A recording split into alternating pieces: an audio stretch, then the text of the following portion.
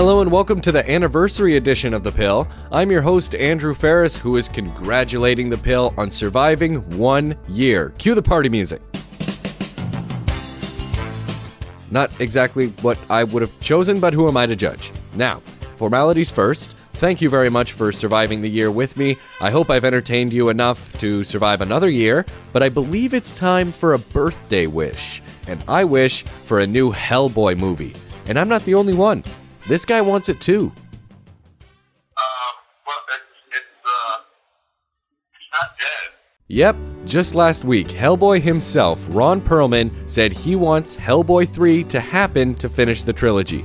Now, if you have not seen these brilliant pieces of cinema, check out both Hellboy and Hellboy 2: The Golden Army. They are fantastic films starring Ron Perlman, and that man gave me hype again. Now, I will say that Guillermo del Toro has gone on record saying he doesn't think Hellboy 3 is going to happen, but I need this to happen. I don't care what he says. Do you want a Hellboy 3? What sequel would you like to see come out? And if you guys aren't entirely sure who Ron Perlman is, well, let me just give you a taste of his sexy voice. Makes you want to do something, don't it? A couple of years back, that was me standing right where you are now. Come on, wouldn't you want that voice? Did you know that there's a way you can get that voice? Not really, but I found an organization dedicated to helping people get a voice that don't have one. It's called Vocal ID. Now the idea is you sign up, turn on the microphone on your computer, and record a variety of sentences. Now not only do they provide people with a voice, they also match the donor and recipient. How? I'm not entirely sure. The website says their goal is to craft a voice that fits each recipient and honors the individual's vocal identity. And they accomplish this by having you record a number of sentences that could come up in random situations. It asks you to record stuff like, do you have any soup? Did you get the latest lottery numbers? How many puppies can I fit in your trunk? Anyway, news story of the week.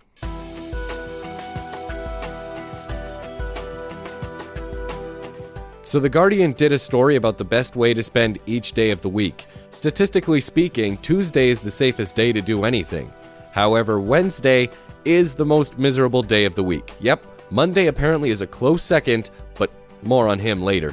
Thursday is the best day to have sex. Do with that information as you will. Friday is the most dangerous time of the week. It's the day you're most likely to crash your car, be a victim of computer hackers, and it's also the most likely day the government will announce war.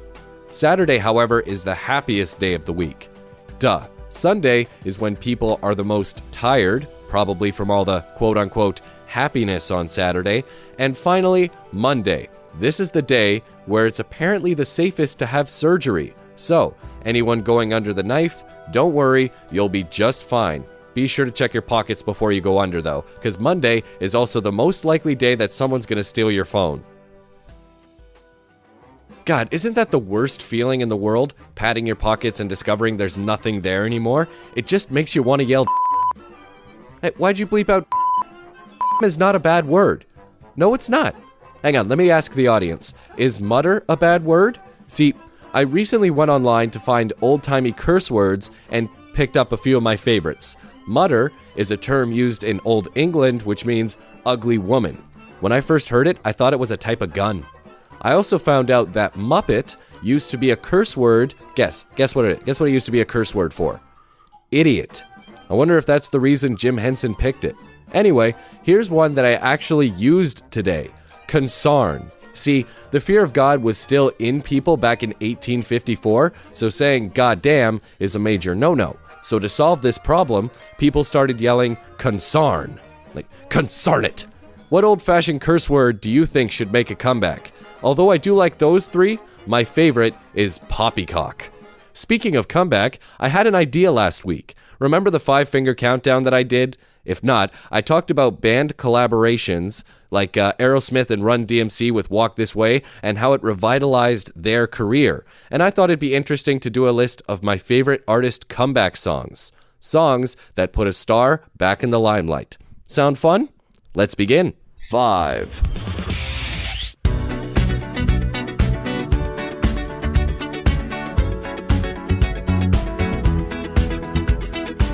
12 years. It was 12 years before we got a new Daft Punk album, and when the new one was announced, these two had many eyes and ears paying attention, and Get Lucky put Daft Punk back into everybody's daily life. It also made me discover who Pharrell Williams is, putting this song at number 5.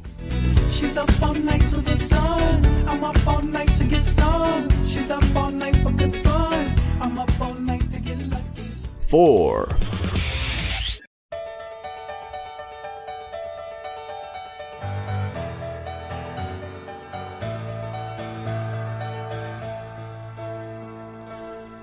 Bad Outta Hell is one of my favorite albums of all time, and while it had amazing tracks on it, the lack of new material from Meatloaf forced him from center stage, until a rock ballad threw him right back in.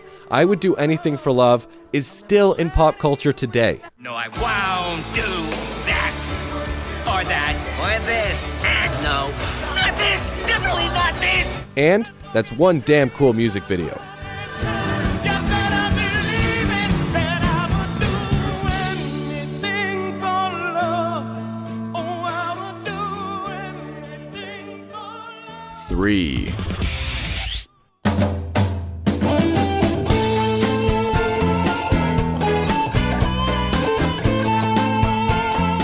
So this song was actually a contender for my top 5 music collaborations, but it came just a little too short. So I threw it here. People my age may not have been properly introduced to the king of Latin guitar Carlos Santana, but when Rob Thomas of Matchbox 20 joined him for Smooth, I tell you, we paid attention. Heck, it climbed to the top of the charts. Don't lie, you groove to Smooth.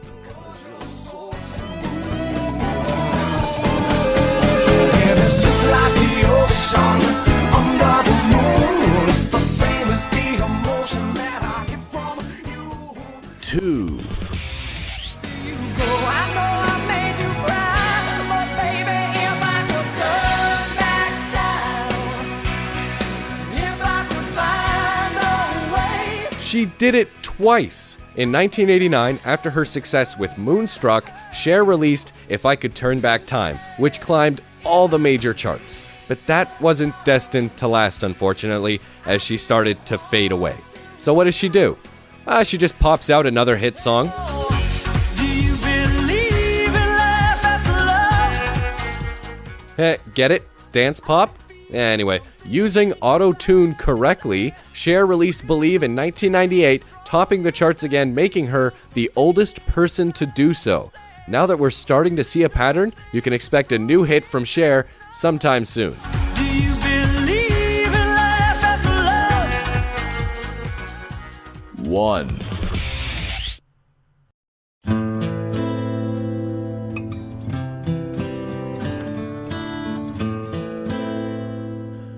So this one's kinda depressing.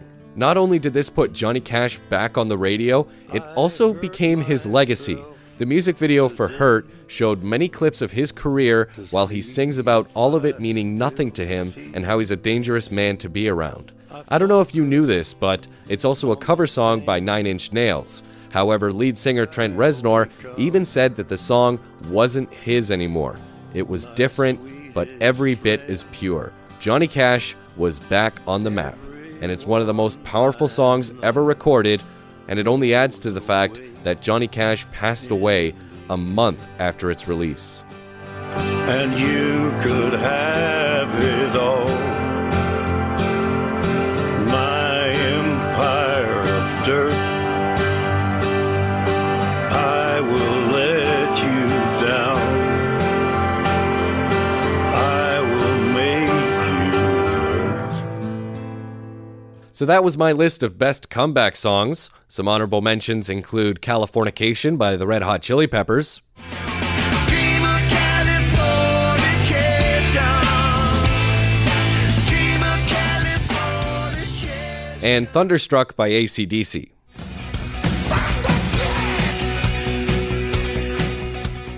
What do you think? Do you agree with my list? What songs did I miss? Let me know in the comments, but for right now, it's time for our closing thought.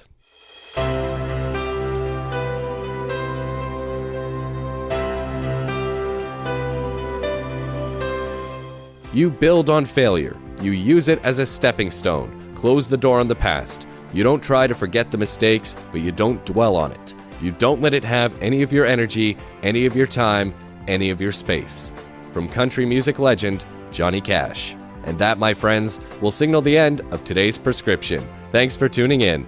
Theme music is Computer by State Shirt. I do not own any of the other music clips or audio clips that I used today, and all other music was provided by freestockmusic.ca. Be sure to check out The Pill's Facebook page and Twitter accounts to keep up to date with the show, or email me at thepill, all one word, all lowercase, at outlook.com. And a reminder to come back Wednesday for Billboard Blitz. And until then, I'm your host, Andrew Ferris.